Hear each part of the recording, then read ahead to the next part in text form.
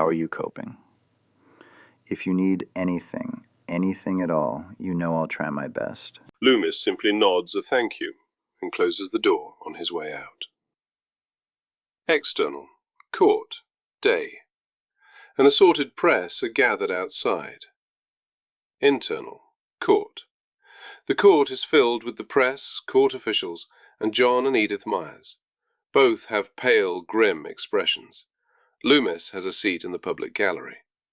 A door opens, and Michael is led out by the stern matron. There is a silence as the boy takes his position. The court rises as Judge Christopher enters from the back room and takes his place. Please be seated. Those present sit, and an eerie stillness fills the room. The only sound heard is from the judge's shuffling of papers. Loomis observes Michael. Michael is cold-looking, emotionless, oddly rigid. Loomis seems intrigued, interested in the stance of the zombie-like boy. Ladies and gentlemen of the court, in all my 42 years of serving in this position, I have never been asked to make a remotely cruel a decision as the one I am now compelled to make. Loomis concentrates on Michael. His facial expressions remain as still as the moment he arrived in the court. Judge Christopher glances at Michael, quickly returning his look to the court. I admit I am aware that as I speak, I am struggling to keep my eyes from the accused in this bizarre episode. For I know that if I do, I will falter in my duty. Loomis concentrates on Michael's dark eyes. A blink. Nevertheless, absent any evidence to the contrary, absent any witnesses, absent any person to come forth with a confession, absent long and lengthy police inquiries and investigations that have not led to any substantial proof of any kind, I have no choice but to remand Michael Audrey Myers to the Smiths Grove Sanitarium in Warren County, Illinois. Loomis observes Michael, his gaze seemingly elsewhere before now has somehow locked onto Loomis. Michael looks to be staring Loomis directly, eye to eye. Loomis looks down, slightly taken aback by a chilling sensation, before quickly looking back at the boy. Michael's stare is now back where it was, at no one in particular, and at seemingly nothing. Michael shall be placed in the care of a resident psychiatrist who shall report back to this court regularly. His case shall be reviewed no less than twice a year, and upon recommendation of the psychiatrist, the boy may be released back into the custody of his parents. Judge Christopher sighs heavily. Although it seems impossible for me to conceive a lengthy stay for Michael, whose brutal act I believe to have been the product of a passing madness that I hope has forever discharged itself from his system, I am obliged to cite the law concerning criminally insane minors, namely that at the age of 21, they must be brought before a magistrate for a criminal proceeding. Edith Myers breaks down into a fit of sobs.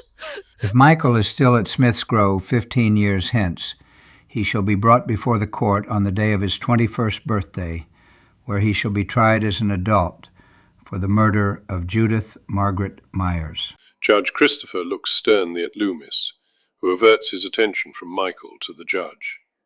I have prepared a list of supplementary instructions for the care of Michael at Smiths Grove. This is in the hope that problems that do exist in such institutions will not damage his chances of returning to society as a normal, healthy, full-functioning human being. This court is dismissed. John and Edith Myers both sob together, hugging each other. Michael is led away by the matron. The courtroom is an odd atmosphere. The press and those gathered seem to have developed an odd sense of something strange, and the place is quiet as they leave from the room.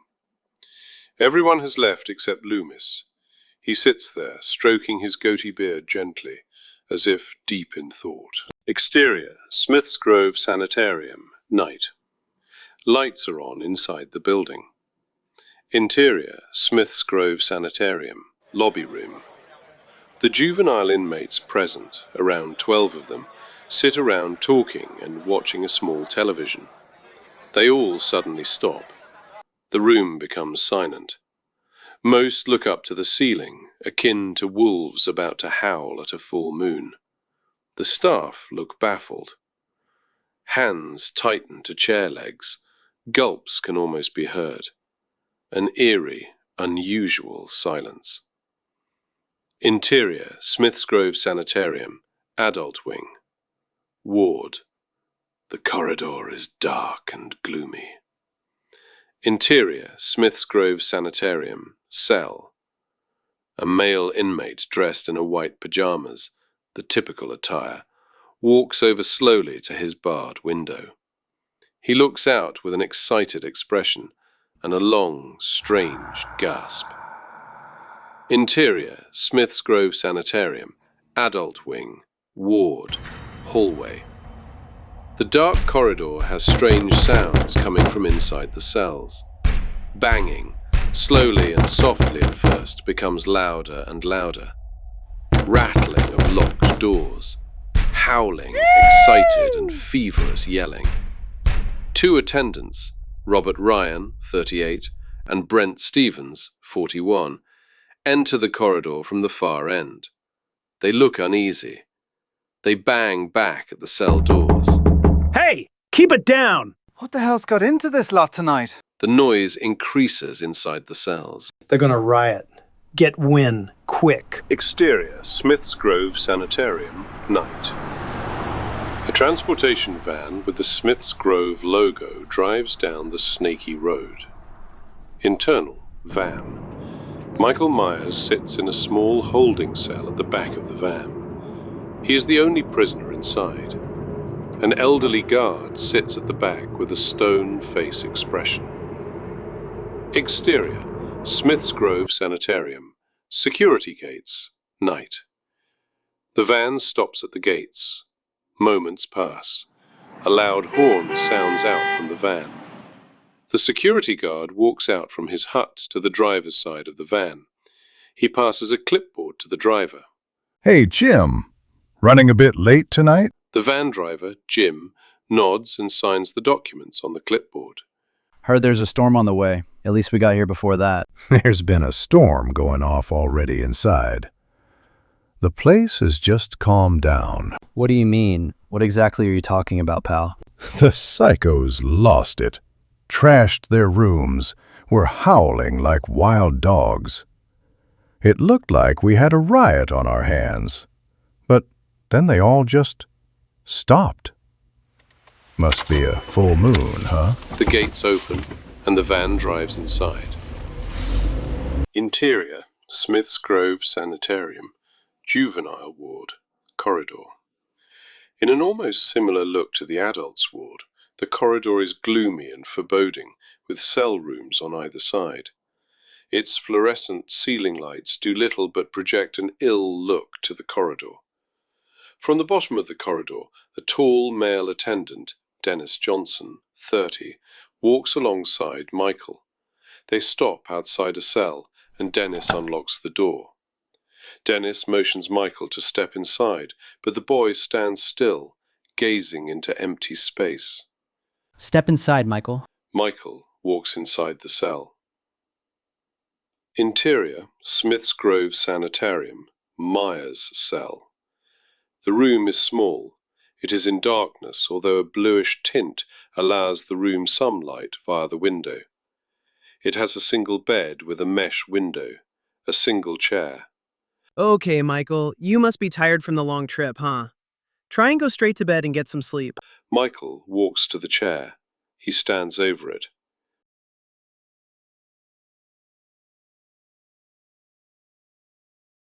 We do have lights, so don't worry too much. It's not always this bad, I promise. The whole place is on a curfew. A little incident happened earlier, and security... Dennis catches himself. I'm gonna be here all night. I'll be checking in on you, but if you need anything, press this buzzer right here. Dennis indicates a switch next to the door. Michael is not even looking at him. Tomorrow you'll meet a doctor, and things will be better. You'll get used to this place, Michael. We're not bad guys. We're all here to help you. Dennis sighs to himself at the lack of response. Okay, try and get some rest. Night, Michael. Dennis closes the door behind him. The lock is heard turning. Michael sits down on the chair. He stares at the window opposite him.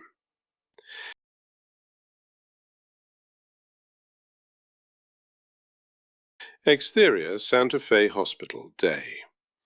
A large building, expensive, posh-looking. A large sign reads, Santa Fe Hospital, private care. Interior, Santa Fe Hospital, room.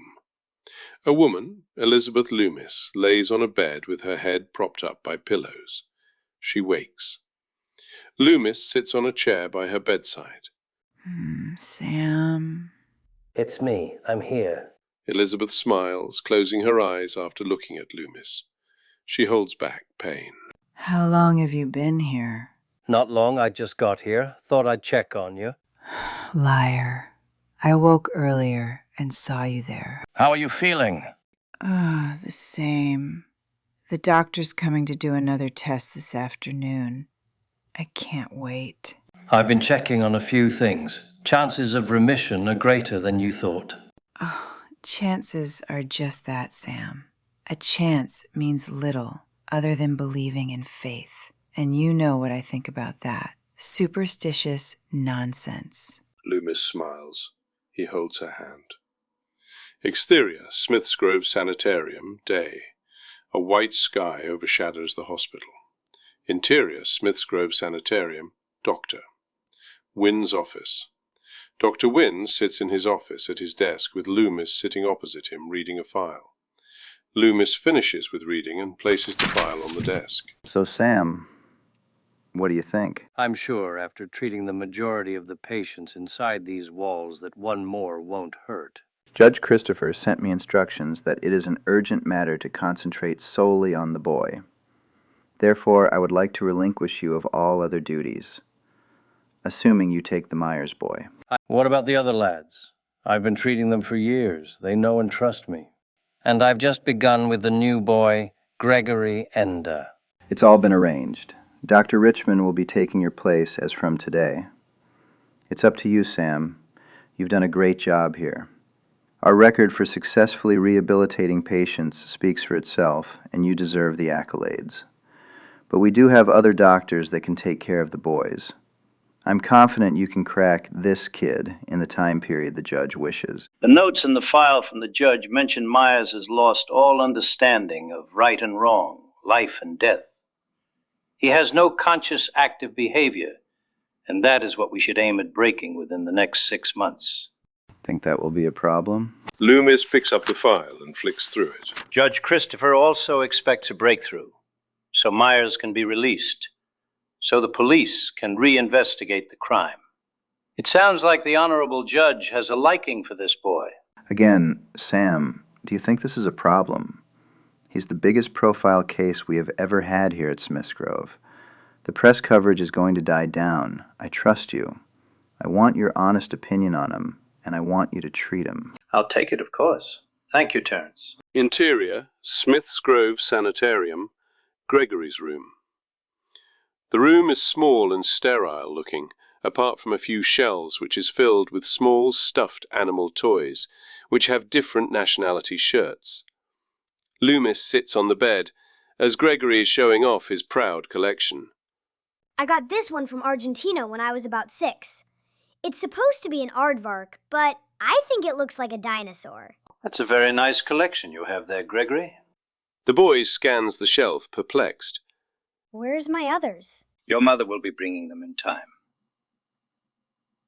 Gregory, there's... Gregory finds another toy and shows it to Loomis. This one is one of my favorites. It's from Scotland. Gregory. He gets the boy's attention. I won't be treating you anymore, but another doctor will. He's very good. He should be popping by. That's okay. This one I got from Poland. Interior, Smith's Grove Sanitarium, Juvenile Ward. The corridor is a lot more pleasant looking than the previous night.